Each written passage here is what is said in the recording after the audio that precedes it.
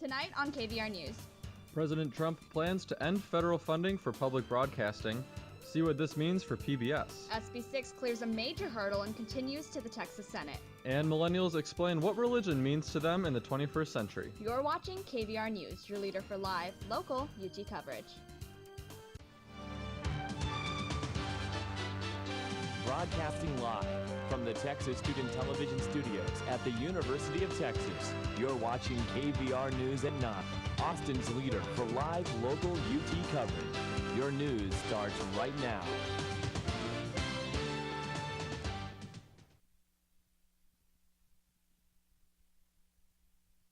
Good evening and welcome back to KVR News. For Monday, March 20th, I'm Ashley Tsao. And I'm Sean Dolan. Thank you for joining us. Environmental activists gain allies in the Republican Party after 17 Congress members signed a resolution acknowledging human impact on climate change. They vowed to seek viable ways to fight global warming. 3 Republicans initially introduced the resolution, including New York Congresswoman Elise Stefanik. This resolution puts these 17 Republicans in direct opposition with the Trump administration, which has repeatedly denied evidence of climate change, calling the international issue a hoax. Just last week, White House Budget Director Mick Mulvaney said in a press conference that funding climate change research is a waste of money. This could be a sign that the old and young members alike in the Republican Congress recognize the importance of bringing their party's view on climate change into the 21st century. The latest federal budget proposal released by the Trump administration will cut all federal funding for public broadcasting. If passed by Congress, $450 million would no longer be allocated to radio and TV stations, including NPR and PBS. This represents 0.01% of the federal budget, although NPR and PBS receive a significant amount of funding from private donors. Without federal funding, they would disappear. Supporters of Trump's administration claim that public broadcasting networks are liberally biased, in which case they should not receive federal money. Opponents emphasize the value of public broadcasting lies in the educational resources they provide for children and families.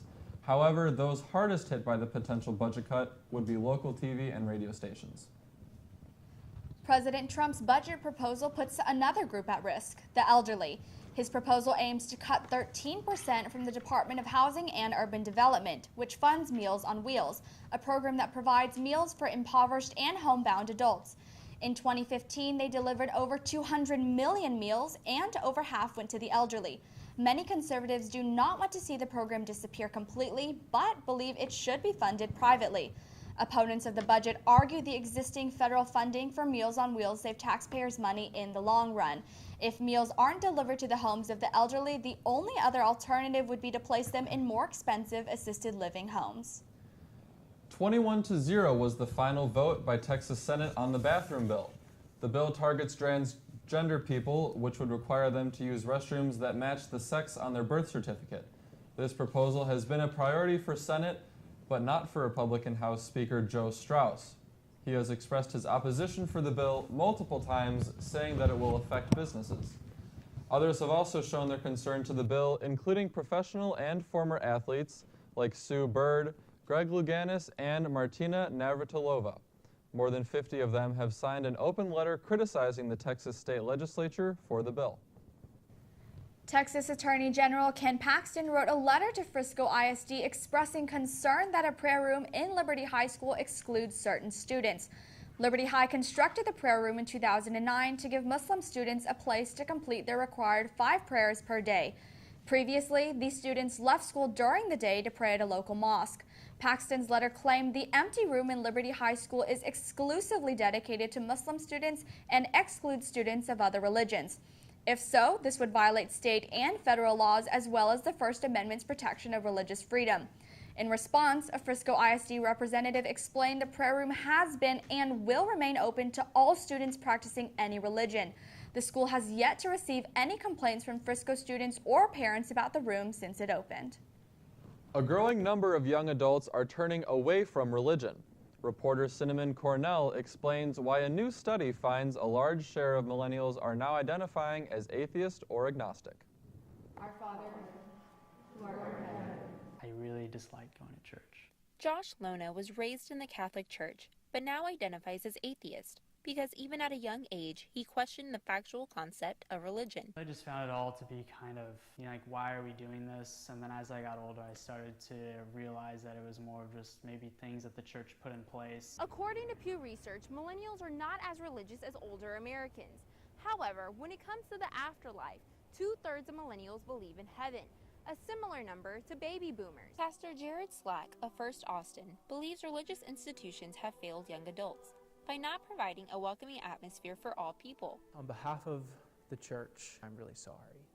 We're trying, and that we really long to create space for you. Research shows 27% of millennials attend religious services on a weekly basis, a substantially lower share compared to older generations. You're seeing a higher level of questioning amongst the newer generation, but also churches aren't as important as they used to be. The study shows young adults are not as confident in institutions like the government and churches. Instead, they focus on other aspects of life. They give preference to their cause over religion. And sometimes they think that religion will slow them down. For Josh, he finds it important to express his admiration for all religions. He just doesn't want to practice it. You can start to see the disconnect between them and religion, but for other kids, it strengthens kind of their beliefs. Cinnamon Cornell, KVR News. The Whole Woman's Health Abortion Clinic in Austin will reopen this April. This comes 9 months after the Supreme Court ruled parts of HB 2 placed an unconstitutional burden on women seeking an abortion. The clinic, located on I-35 and US 183, will be the first abortion clinic to reopen after the historic ruling. Previously, the clinic shut down in 2014 because it didn't have enough funds to comply with HB 2 requirements. After the Whole Woman's Clinic reopens, there will be a total of 3 abortion clinics in Austin and 19 all across the state of Texas. However, this is only half the number of clinics that existed before HB 2 came into play. An Austin police sergeant almost passed out while driving a patrol car in southwest Austin. The Ford Explorer he drove may have released carbon monoxide in the passenger compartment. The police sergeant traveled by ambulance to a hospital and was released later. Because of the incident, Interim Police Chief Brian Manley is considering purchasing carbon monoxide detectors for patrol cars. And we wish that police officer the best in his recovery. And we'll KVR News after the break. An update on the trial of Mikhail Kreiner. President Donald Trump wants to reduce Pell Grant funding. See how this decision may affect UT students. And we look into a new sample recycling initiative. We'll have more KVR News coming up after the break.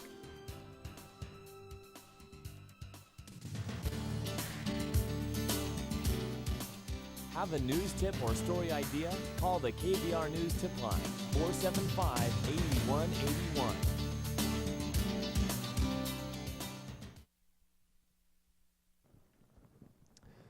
Mikhail Kreiner, the man accused of murdering UT freshman Haruka Weiser last April, will not be offered a plea deal. Travis County District Attorney Margaret Moore said her department will work to punish Kreiner to the fullest extent of the law. Kreiner is scheduled to appear in court again on March 23rd. His trial has been pushed to August at the earliest.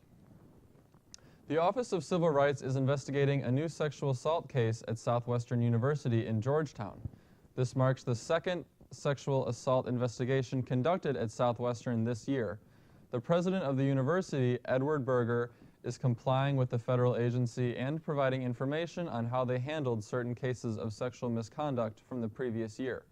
In 2015, the school worked with students to revise its policies on sexual misconduct after allegations that students were drugged at parties.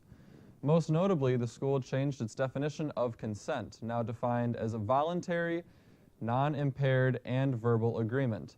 KVR will continue to keep an eye on this investigation as it develops. Members of the activist group The Satanic Temple are criticizing a Fort Worth area school district for allowing corporal punishment. The Satanic Temple invites students to fill out a form that disagrees with harming the human body, one of their deeply held religious beliefs. If a student registers with the site and later faces corporal punishment at the school, the Satanic Temple will send a letter to the school board on behalf of the student and even go to the court for the student's right to free exercise of religion.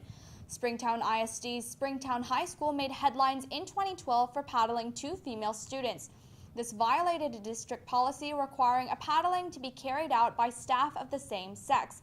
The incident inspired Springtown ISD to change its rules so that students could still be punished by school staff of the opposite sex as long as someone from the same sex was present. Almost 10,000 UT students are awarded federal Pell Grants each year. This might change under President Trump's latest budget proposal. Despite slashing funds to other aid programs, President Trump aims to keep Pell Grants, but wants to reduce its funding by $3.9 billion. The Pell Grant awards scholarships to low-income students whose family makes $40,000 or less every year. It continues to be the Department of Education's biggest expenditure because students do not have to repay the grants. President Trump insists cutting funds now ensures the program will stay alive in the future. But if this proposal is passed, it means a large amount of students will not have sufficient funds to attend college right now. 6.6 billion pounds of textiles are found in Austin landfills every year. The Austin Resource Recovery partnered with Simple Recycling to streamline the recycling process.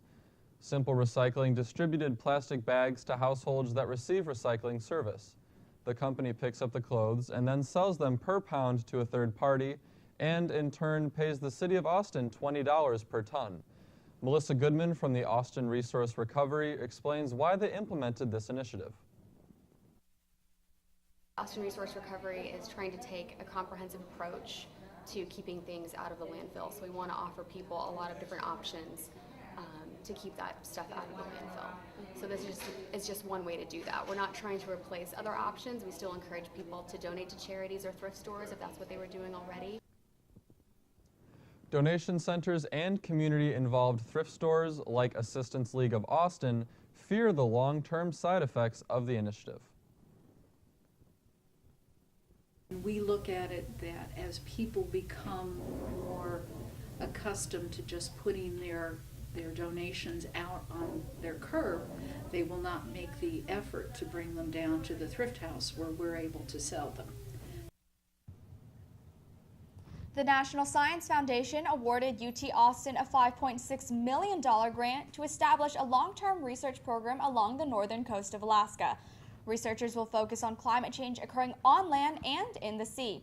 This allows the native community in Alaska to anticipate changes in their ecosystem. UT Austin is only one of the universities to lead the project that will work with the indigenous community of Alaska. This research program is set to operate indefinitely, with research grants being renewed every 6 years. Well, it's the final stretch for upperclassmen. There are a lot of senior traditions, but none as important as getting a class ring. This year's ring ceremony featured a heartwarming story. UT junior Clay Hodges comes from a family of Longhorns. His father, Brian Hodges, graduated from UT in 1985, but lost his ring in 2009. Knowing how much the ring meant to his father, Clay commissioned a replica of the 1985 class ring to be made and surprised his father with it during his own ring celebration last fall. And that's a very sweet story to begin our very first day of spring. Yeah, Ashley, you know, after last week's clouds, I just couldn't wait to be in the sun today. And now we'll head over to the Weather Center to see if the sunny weather will continue throughout the week. Hana? Well, Ashley and Sean, spring break is over, but spring weather has just begun. Looks like we're in for a week of sunny skies and clear nights. I'll have this week's weather forecast coming up on KVR News.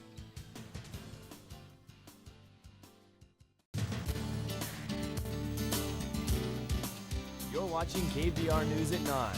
Your campus, your news.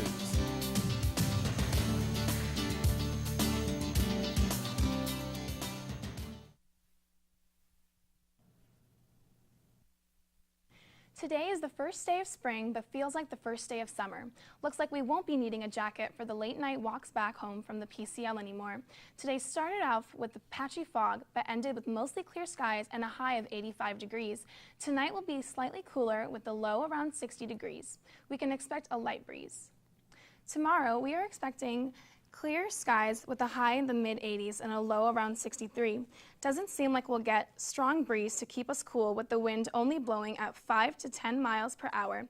Wednesday, we'll see almost no change in the weather, so expect a high of 84 degrees and a low of 65. For Thursday, we'll continue to see sun with temperatures in the low 80s, but we'll get a small break from the sun with a 20% chance of rain. and with wind speed as high as 25 miles per hour. We should definitely carry our umbrellas on Friday, as we're promised cooler weather with a 60% chance of precipitation. Saturday and Sunday will go back to sunny skies with the high in the 80s.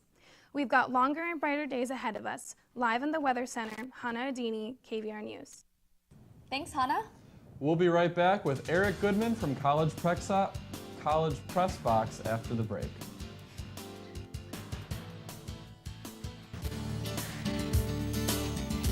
Now, KVR News at 9 Sports.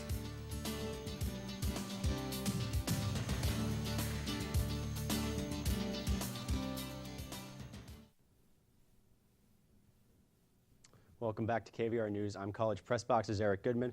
Well, there was no mention of the Texas Longhorns on Selection Sunday, but on Selection Monday, the question was, would Karen Aston's Longhorns get a top 4 seed and the right to play the first 2 rounds of the NCAA tournament on their home floor? They did. Texas was awarded a number 3 seed, made quick work of 14th seed Central Arkansas in the round of 64, setting up a clash with the 6th seed NC State Wolfpack in the round of 32 on Sunday. This one was an absolute thriller. Let's show you why. At the Irwin Center, familiar territory for the Texas Longhorns in this round of 32. Early on, it's Maya Spencer and one, count the bucket, for NC State. They had great guard play. She pitched in 31. NC State leads by 5 going into the 4th quarter, where we see Joyner Holmes will work hard inside, get the putback, ties the game for Texas. We're tied, 7 to play, and as we move into the final minute, NC State down a point on the side with the inbounds pass. And this is where Texas defense came up big. Ariel Atkins finds a loose ball. She'll finish the job. Texas goes up 3. But the job wasn't done. Dominique Wilson to put NC State up a point. The basket goes, but it's an offensive foul. That'll go the other way. Lots of controversy here. NC State can't believe it. We'll take another look.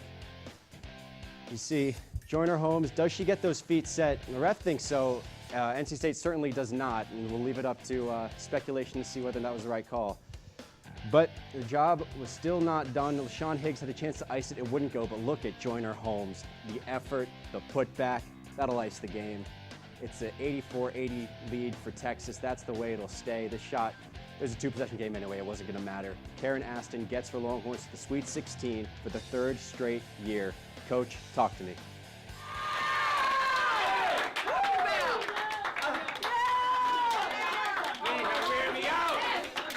Everybody.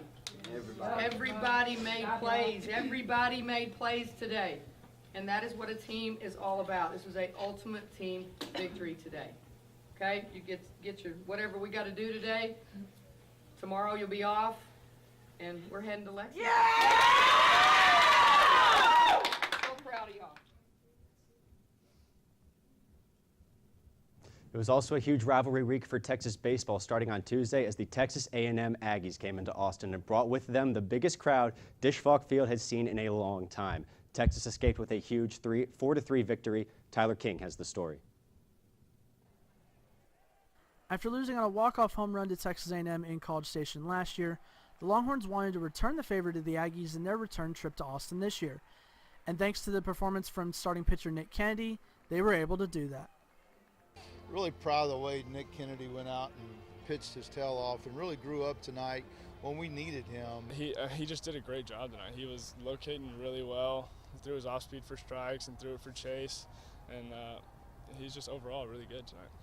Even though the two teams are no longer in the same conference, for the Longhorns, the rivalry means just as much as it did in the past. Oh, there's no doubt. If you grew up in this state, there's a rival. Them coming back right there just makes it even more, what the rivalry is supposed to be about. It wouldn't have been a fun game if it was 4-1 in the 9th and we just closed it out. We had to make it interesting. It seems to be like that a lot. Casey Clemens is normally the hero at the plate for the Longhorns, but against the Aggies, it was his glove doing the magic. Right when pitcher kicked up, I looked home and he squared the bunt, and I'm just hauling to get the ball, and luckily made a good play on it. And Michael was there to catch a good toss, and that was obviously a big out. Yeah. After last year's game ended in a near fight, this year's game ended a little bit more friendly. They didn't throw the horns down. Horns go this way. The win for Texas over the Aggies would bring their current win streak to 6 games. However, that would be ended over the weekend against Texas Tech, as the Red Raiders would come into Austin and sweep the Longhorns. Next up for the Horns in the midweek will be Texas State and UT Rio Grande Valley, before welcoming Kansas State over the weekend to Austin to continue conference play. Reporting from the Dish, I'm Tyler King, College Press Box. Thanks for joining us, Eric, and now we'll go ahead and head on over to our Daniela Villegas to give us the latest scoop in Hollywood. Daniela? The world remembers rock and roll legend Chuck Berry. Beauty and the Beast becomes a tale as old as time after breaking the box office, and celebrities compete for the coveted Mirrorball Trophy on the 24th season of Dancing with the Stars. Stay tuned with more entertainment news after the break.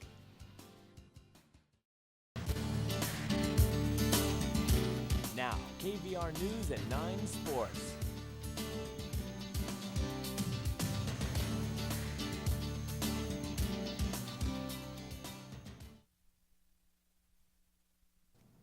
The world lost another legend. Rock and roll pioneer Chuck Berry died of natural causes at 99 years old. The musician influenced many artists throughout his career, like the Rolling Stone, Paul McCartney, and Pink Floyd. In October of 2016, he announced his plans of teaming with Dual Tone Records to make another studio album titled Chuck, dedicated to his wife, the Meta Berry. The album would have been his first album in 38 years. The Rock and Roll Hall of Fame inductee will be greatly missed around the world for his talent and legacy.